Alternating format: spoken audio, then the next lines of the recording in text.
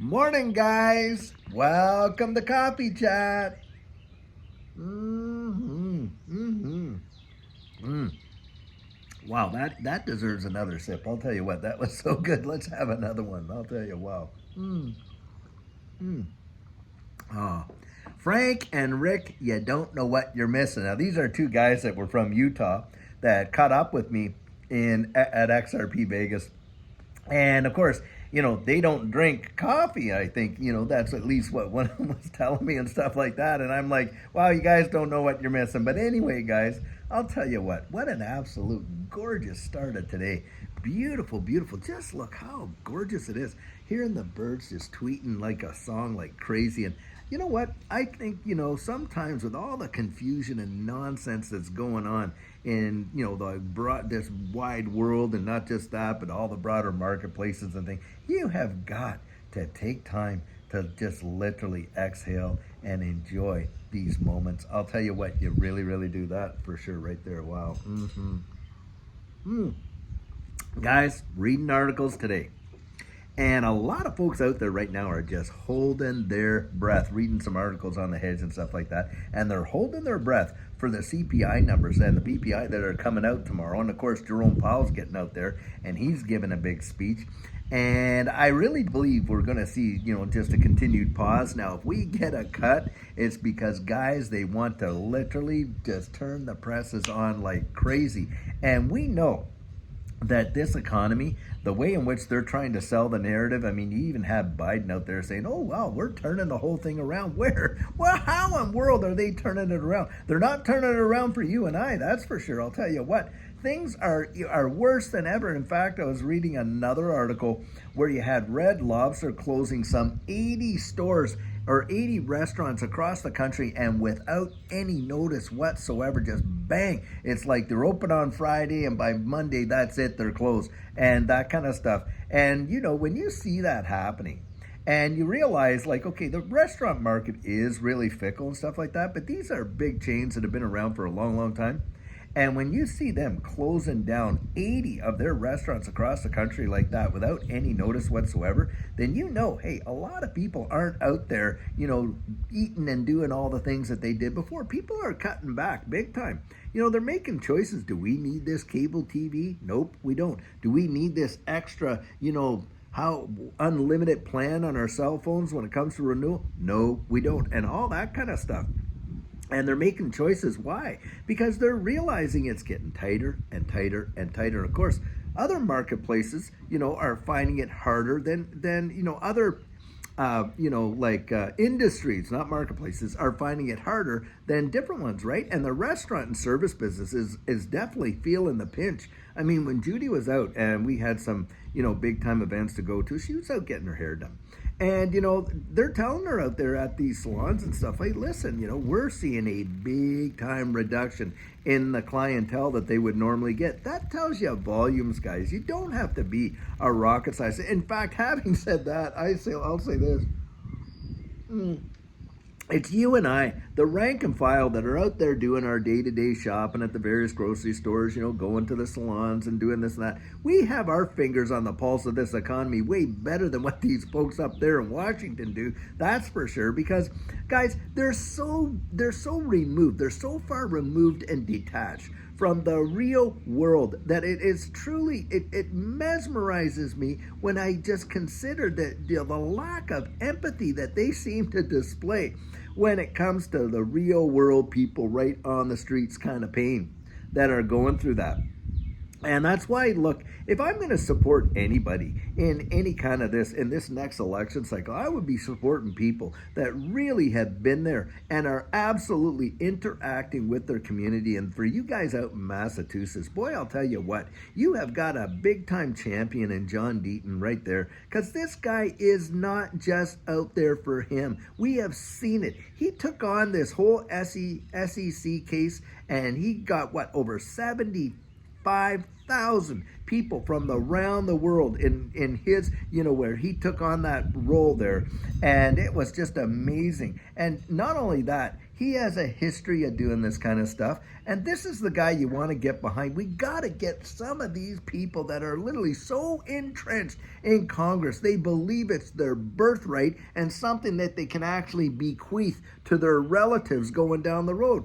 This whole idea of having these people having terms that last 20, 30, 40, 50 years sitting in the same seat, that's obscene, guys. They get so detached from you and I as the people that they're supposed to represent, except when it becomes election time. Then, oh, wow. And it's just a bunch of hogwash, because you see the day after they're back in, right back to the same old tune. They could care less. And this is where I really believe we have got to have a turnaround. And in that capacity, yep, I think the voting populace out there, their mindset's changing. They're done with this old school kind of politics where it's all just party driven and this and that. No, they're going to literally vote for the people that are out there doing the fighting and stuff like that. And for us, and perhaps what we should be seeing is term limits when it comes to Senate seats and Congress seats and stuff like that, because it has got to the point where it's absolutely ridiculous. And they're so emboldened that they literally do it right in front of your face. They're not even hiding it anymore. I mean, Elizabeth Warren literally sent the questions and the answers over to Gary Gensler for when he was going to appear before the House Financial Services Committee and all that kind of stuff. And said, oh, well, here's the questions we're going to ask you. Oh, by the way, here are the answers if you need them. And oh, if there's anything that we need to tweak, just let us know and we'll make it easy for you. What absolute hogwash. This woman, I mean, she ought to be so ashamed of herself that she voluntarily leaves the post. But do you think that's going to happen? Not on your life. Boy, I'll tell you what, they're entitled completely. So if you're out there in Massachusetts, I'm going to just say right now, you get behind John Deaton. I'll tell you what, because I think he's doing an amazing thing for this space, to be sure. And that's how it is, guys. I mean, look, if we're going to want people to, we want to get our voice out there. Well, we have to endorse those people that are carrying our message. That's basically the way I see it. And that's why I go out and say, you got to get out and support these people. Now, they don't like it. They do not like it. They do not want you and I to really get our voice heard. They do not want us to get out there, and they don't want any opposition of where they're coming from. Look, you watch and see the dastardly attacks that they are going to throw John Deaton's way. And, by the way, through him, our way. And you watch and see. I absolutely believe that's what they're going to do. Now, guys, from an economic point of view, we have got to insulate ourselves. And that's why when you think of where this market is going and where inflation and the dollar value is going and all that's going on, you have definitely want to consider whether or not you get out there and insulate yourself in assets that, are a hedge against that kind of inflation. And certainly, you got gold and silver in there. And also you've got these digital assets. Larry Fink himself said, listen, this digital asset space could very well represent a flight to safety in a crashing dollar, just like gold and silver does. Larry Fink, the CEO of BlackRock, 13 some $trillion of assets under management, absolutely amazing. Probably have their thumb in every pie in the wide world, or at least a piece of it. And, they're out there saying that for themselves. And so it just bears to good, common sense that you might want to consider it and see if it's something that you want to do. And that's not financial advice. What that is prudence.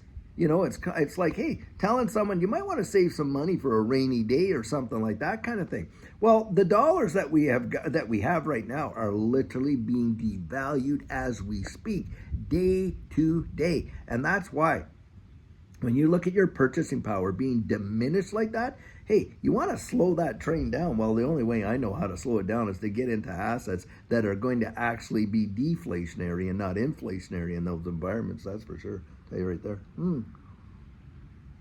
And you cannot believe the narrative, guys. You cannot believe the stuff that they're trying to put out. Don't let your thinking be literally forfeited to somebody else. And that's what they seem to want too, isn't it? I mean, you got all these people talking about CPT or whatever they call that.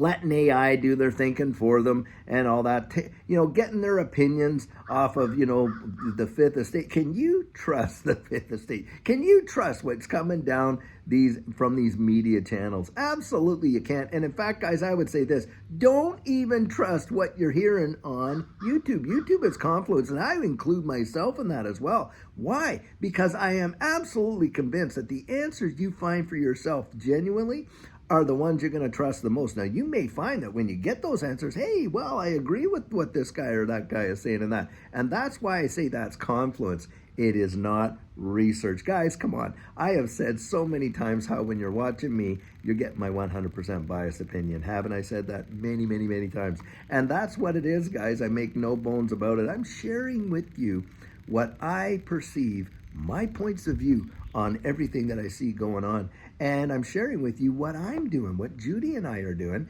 And I'm not suggesting that you have to go out and do what I'm doing, but I'll tell you what, I do believe you owe it to yourself to at least research and investigate it and to see whether it's a viable option or not, at least that much. Because I'll tell you, if it actually turns out the way a lot of us are saying, and we see this whole system implode and we're moved into this new digital economy, you will have wanted to know about that before it took place. I can tell you that right now. Wow.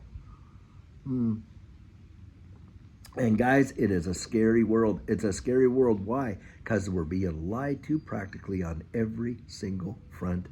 We are being lied to about our economy from our government, to be sure. We're being lied to about what's coming in the future by our politicians. Absolutely, zero doubt. And we're seeing that over and over and over again.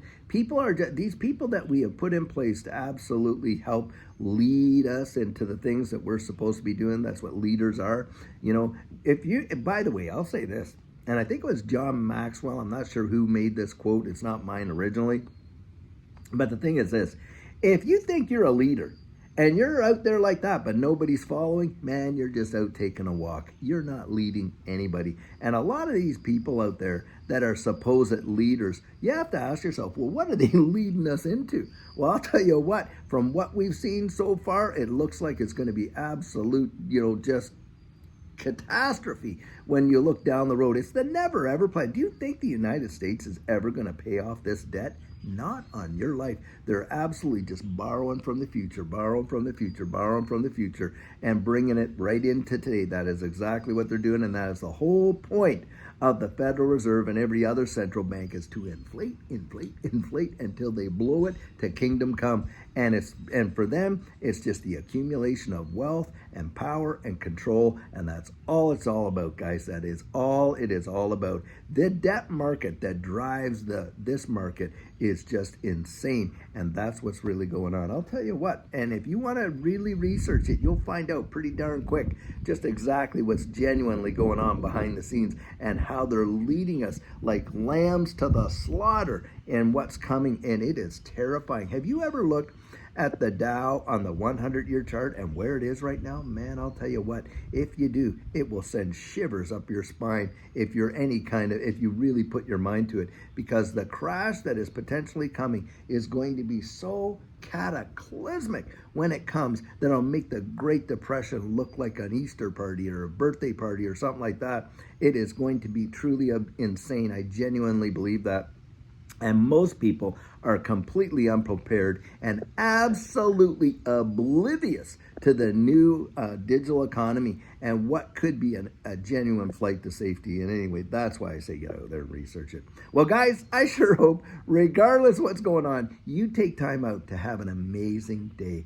Get out there, even if it's only for 15 minutes, breathe the fresh air and just look at the beauty that God has made and enjoy life, because no matter what, the one thing that we have control of, hey, it's our attitude. It's our attitude.